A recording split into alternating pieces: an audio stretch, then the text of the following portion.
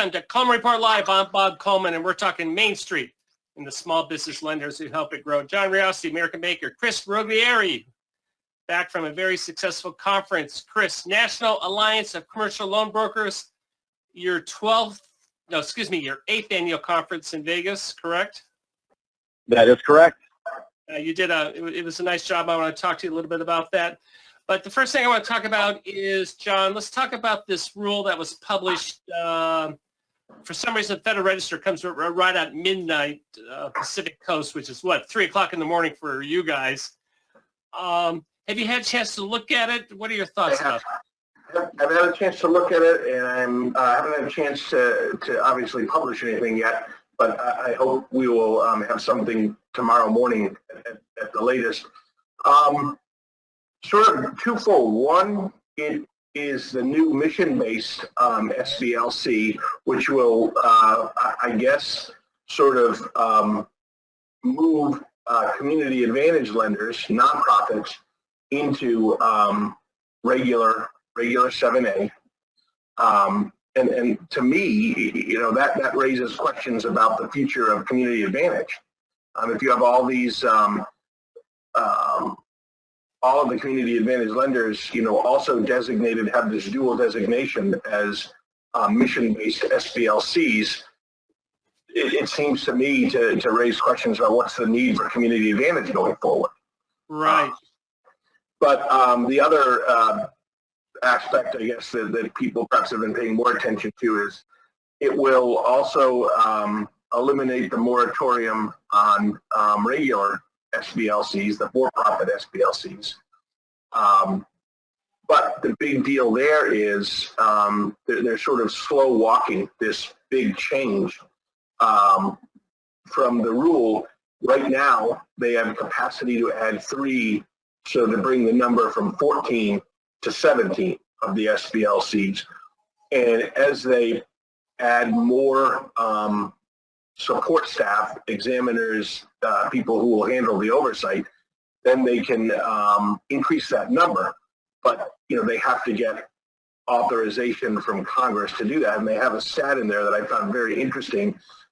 It will cost about $330,000 to bring on every new person. I guess for want of a better term, I'll just call them examiners, although that's not the title SBA used. But to bring on each individual support staff person will cost $330,000, and that person generally will have the capacity to oversee 7 SBLCs.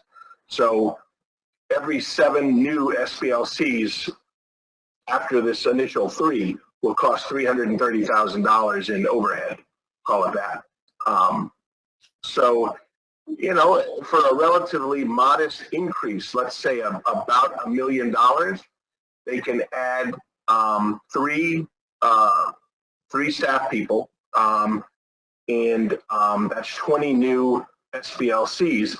Now, that's not built into their fiscal 2023 budget, obviously, because we're well into the fiscal 23 a year, but that's potential for fiscal year 24 to have some new support staff in place, and then for $1 million, that's 20 new SBLCs. And what they'll do, they said, both in for the regular SBLCs and the mission-based, is they will just from time to time, as they said, as market conditions and internal SBA staffing conditions allow, they will sort of open the floodgates and ask for new or accept applications from SBLCs. So, John, you raised an excellent question in terms of what does this do for community advantage. Basically, on the surface, it appears SBA has created is blowing up the traditional relationship between the lender and the CDC, where they would work together, but the CDC did not compete directly. Well, now the CDC is going to be in a position to compete directly with the lender. And I know the details, the devil's in the details in terms of what type of loans they can do. For example, are they going to be able to do a $500,000 loan to an underserved market, or $1 million loan to go into lighted area and build something intercity. Well, you raise a fascinating point, because there's really, to me, one of the most interesting aspects of this new rule, and there's a lot in it, a lot that just is, making the agency more efficient, just from a go-forward standpoint with its existing lenders, but also particularly with this new mission-based community advantage. If you go look at the community advantage rules that exist now, they're very, I don't want to use the word because I'll probably misuse it to make myself look like an idiot. I was going to say prescriptive, but it's a one-size-fits-all rule. They have the capacity to lend up to $350,000, right. And for the smaller loans, they can charge more interest, and they also get a larger guarantee. So there's that sort of incentive to make loans of $150,000 or less in the communities of need, let's call it. There's the mission base will still they'll still be required to identify a specific underserved market segment, but and I should say in community advantage, 60% of the loans have to be made within that the identified market segment. For these new mission-based lenders, there won't be any specific, number like that. All will have to, it'll be. What I'm saying is, it will be tailored. It will be different for every mission-based SBLC. They'll be able, number one, to identify different segments that are segments of need. They can be geographic. They can be market-based. The SBA will accept, will negotiate and accept their segment, their market-based segment, but that 60% number is thrown out the window. It'll be different for every SBLC, and it could be larger, it could be smaller, depending on the unique conditions of the individual SBLC. And the loan size will change. Maybe the loan size will be above that. So, right. It's going to be I was just going to say, and I apologize for cutting you off, significantly more attractive than community advantage. Yeah.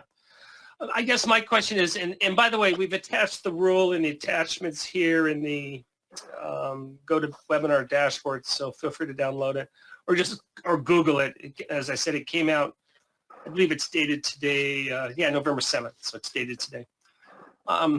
You mentioned legislation, and I'm unclear on this. What type of legislation needs to be done to support the implementation of this rule, or where they want to take it? It's a rule, so it's not legislation. What I was saying is, if I said legislation, I apologize because I misspoke. To get those new added support staff, SBA will have to go through the budget process. Okay. So it's not specific, authorizing legislation. It's just that right now they have a certain number of people in, who are doing examinations and support and oversight of the existing SBLCs, and they've determined that they could, they can do 17 as opposed to 14, and that they have a little bit of extra capacity. So right now they could license 3 new regular SBLCs. I see. What they're saying is, to increase that number, because 17 isn't all that much bigger than 14, much ado about nothing. They have to bring on new people, and each new person will cost about $330,000 in salary, benefits, overhead, with all in about $330,000. Yeah. And each new person gives them the capacity to add 7 new licenses. Yeah, and what the problem is, or the issue, I shouldn't say problem, but SBA is the only entity that regulates these SBLCs. They're not technically non-bank lenders. They're not regulated by the feds. They're not regulated by states. However, the state of California, December 9th, is going to be regulating these people, which is interesting. So, and I imagine and other states are going to jump on as well. So you're going to have a very interesting mash up of regulators. But that's not SBA's primary mission is regulation of lenders. So I know that's where the naysayers will say, wait a minute, what's going on? Well, John, I'm really interested in your reporting. Obviously, there's a lot in there. We'll get into it further, but this is a significant rule, very very much so. Right. And we should say proposed rule. You have until December 27th to make comments. So feel free to weigh in. And by the way, when you make these rules, do not attach your name to a, it's fine to attach your name. For example, in support, say American Baker comes out and you want to do that. But they do give a lot of weight for individual responses from the individual lenders. Just so you know. But again, they've pretty well made up their mind what they want to do on that. So, John, thank you. And I very much look forward to your reporting. Chris, Vegas, 1,200 loan brokers. Before we get into that, Chris, Joseph, can you throw up that poll question, please?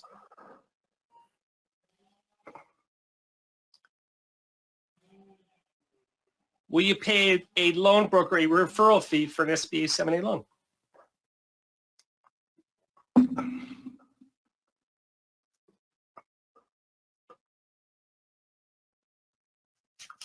There you go. It's about a 50-50 split. Chris, what do you think about that?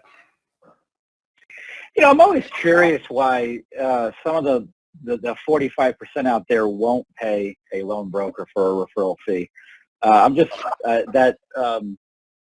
from where I sit, it just sparks curiosity of, you don't want new business? I don't know. And more importantly, qualified business, but that's just my comments. That's fine. Tell us about Vegas. Tell us what your organization does and what were the takeaways.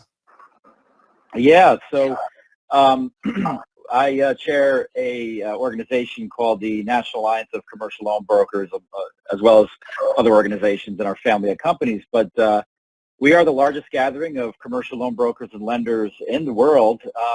We were founded about 8 years ago, and this was our 8th annual conference out in Las Vegas at Caesars Palace, and I'm happy to report that we had a record-breaking year, the largest ever in our, in our 8 times that we have met here. We had a little over 1,200 in attendance, and it was, there was a lot of buzz this year, a lot of buzz, positive buzz, I think, because lenders from all different product categories, including SBA, real estate, asset-based lending, equipment financing, no matter what product category you represent as a lender or what type of product you specialize in as a broker, everybody had the same sentiment as, what's going to be happening in the next year or two with rising interest rates, and the economy. And I think everybody converged to kind of share ideas and identify opportunities. Yeah, and I'm with you, Chris. If you have a model where you are beating the bushes for loans and you have business development people staff, there's no reason why you cannot use a good vetted loan broker. Obviously, you're going to vet them as you would any other employee. And Chris, that's part of your organization's mission. We're using that word a lot today, but to increase the responsibility of what the broker will do for the client as well as the lender. Yeah, that's correct. As we know, there's a lack of there's a lack of standards out there when it comes to being a commercial loan broker, and we're just trying to bring a little more credibility to the table from loan broker standpoint in terms of teaching them etiquette, teaching them how to interact, and have that responsibility both for their client but also the lender as well. And I'm with you. I think it's very easy for lenders to put in place a policy where they can vet out the good brokers and the small. It doesn't take that much energy to do that, just like they would do with their employees. Yeah, absolutely. How many lenders attended the event? So we had 126 actual exhibitors, and we had a total of 221 lenders in attendance, meaning there are some lenders that attended without exhibiting. Right. Well, that's and I know The usual suspects were there, and they certainly support your organization. So, Chris, next year, as opposed to getting you on the day after, let's try to get you on a couple weeks before and talk a little bit about No it. problem. Yeah, no, I'm still catching up. Where are you going to be? We're right back at Caesar's Palace again. The same event, same place. Caesars does a great job. It's a great conference center, and they've been good to us and also our attendees. Good. And same time, end of October, beginning of November? It's actually going to be a little earlier this year. I believe it's September 26th to the 28th. Very good. Well, Yeah. Chris, thank you very much. Let's have you on more often to talk about what's going on with loan brokers, and from a macro level, there's no difference if a loan comes in through the front door through a loan broker or through or the person walks in, especially if you have a good loan broker where they know the rules, so that there's some training involved. And guess what?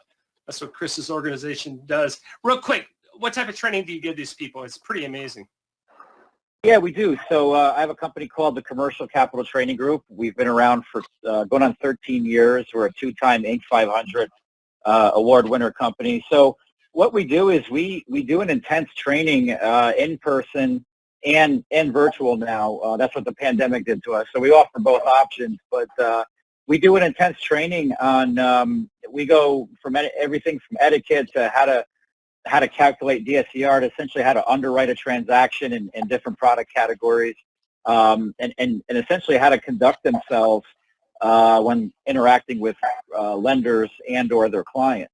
And I think, over the years, we call them graduates, have commanded a certain level of respect within the lending community where they actually know what they're doing.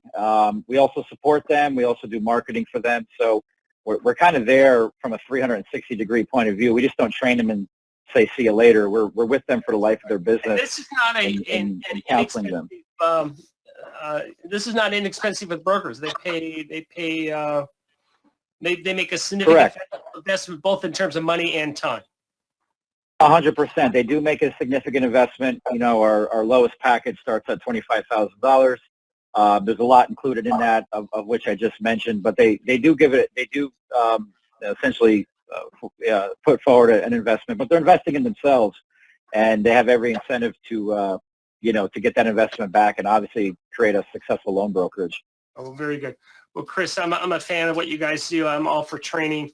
I'm all for raising the level of professionalism in the industry. So when a loan broker presents the lender a package, everyone's on the same side. John, thank you so much for joining us. I appreciate it. We will be off on Friday for Veterans Day, so we'll see you all on Monday. And thank you for joining us today for Coleman Report Live and for supporting America's Main Street, one entrepreneur at a time. Thank you for joining us today for today's episode. If you like today's content, hit that subscribe button to subscribe to our channel and click that bell icon to get notified about our latest videos. Thank you again for joining us today and for supporting America's Main Street, one entrepreneur at a time. Catch you next time.